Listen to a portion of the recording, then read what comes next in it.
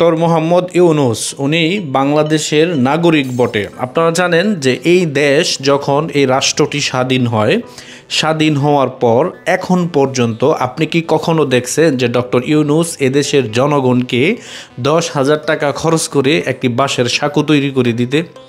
এটি আমি আপনি কিন্তু কখনো শুনিনি।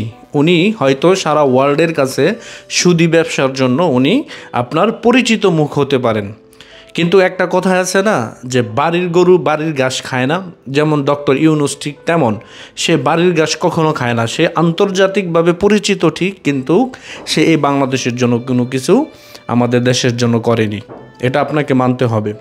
আজকে আমাদের বাংলাদেশ ক্লান্তি লগ্ন পার করতেছে, বিশেষ করে এই দেশ যখন আপনার একটি অস্থিতিশীল পরিস্থিতি তৈরি হয়েছে এবং কি এই দেশকে আপনার অস্থিতিশীল করার জন্য ডক্টর ইউনূস আন্তর্জাতিকভাবে লবিং করে একজন নির্বাচিত সরকারকে সে ক্ষমতাচ্যুত করেছে আপনার জুলাই আগস্টের এই হত্যাযজ্ঞের মাধ্যমে।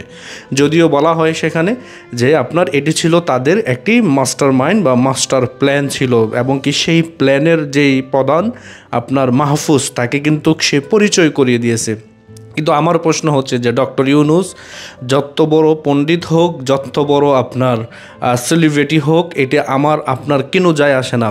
উনি এমন লোক 10,000 টাকা গ্রামীণ ব্যাংক থেকে কিস্তি দিয়ে আপনার সুদে আসলে 17,000 টাকা ফেরত নেওয়া লোক হচ্ছে ডক্টর ইউনূস। তার মানে এই লোক বাংলাদেশ স্বাধীন হওয়ার পরে এই লোকের বাংলাদেশে মানে কোথায় একটা অবদান আছে যে উনি নিজের টাকা খরচ করে একটা বাঁশের সাঁকো তৈরি করে দিছে কাউকে, বা একটি ছোট্টখাটো একটি কালভার্ট ব্রিজ করে দিছে। এরকম উন্নয়ন কি আপনি তার দেখাইতে পারবেন, বা এরকম কোনো অবদান দেখাইতে পারবেন? আপনি পারবেন না। অথচ এই ব্যক্তি কিন্তু এই রাষ্ট্রের ক্ষমতা দখল করে বসে আছে, অথচ এই দেশের জনগণের জন্য সে কোনো কিছু করে নাই।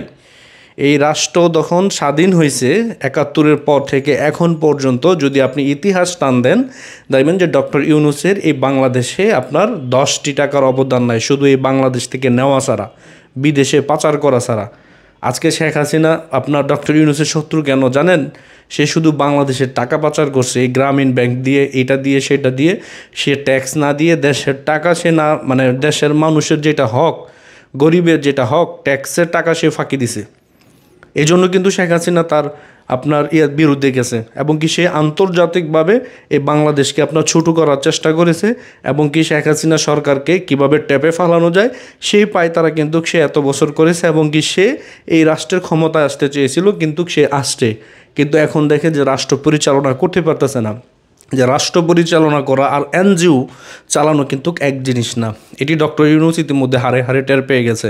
কিন্তু আমার প্রশ্ন হচ্ছে এই লোকটারে আপনারা বলেন যে 5 বছর থাকতে, ওই লোকটা তো আপনার বিদেশি পাসপোর্ট হোল্ডার, সে একটা সময় এই রাষ্ট্র থেকে চলে যাবে, তখন আমার আপনার কি হবে? যারা এখন অতিরিক্ত বাড়াবাড়ি করতেছেন বা অতিরিক্ত মব সৃষ্টি করতেছেন, মানুষকে আপনার গায়ে পড়ে মানুষকে আপনার ঝামেলা সৃষ্টি করতেছেন, এবং কি আপনার কাউকে আপনারা ধরিয়ে দিচ্ছেন, এবং কি বিভিন্ন জায়গায় জোর জবরদস্তি করতেছেন, একটা সময় দেখবেন আপনাদেরকে সেই প্রায়শ্চিত্ত করতে হবে। আজকে ডক্টর ইউনূসের আপনার আশকারা পেয়ে আপনারা যদি মনে করেন যে সে আজীবন ক্ষমতায় থাকবে, এটা কিন্তু বোকামি। একটা সময় দেখবেন যে ডক্টর ইউনূসের বাড়ির একটা ইটের কণাও কিন্তু থাকবে না এদেশে, সেই সময় কিন্তু সামনে আসতেছে। এতএব আমি বলবো যে আপনারা কেউ মগের মুল্লুক ভেবে এই রাষ্ট্রে করবেন না, নিজেকে প্রদর্শন করবেন না।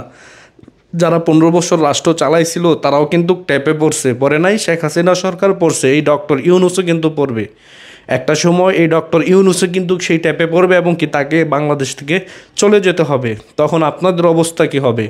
আজকে যাদের নির্যাতন করছেন তারাও একদিন দেখবেন আপনাদের উপর সেই জুলুমগুলো চালাবে। আজকে যারা বলেন 5 বছর 10 বছর ডক্টর ইউনূস থাকুক, তার এই দেশের জন্য কি অবদান আছে আমাকে দেখান, কি অবদানটা আছে এই বাংলাদেশের জন্য।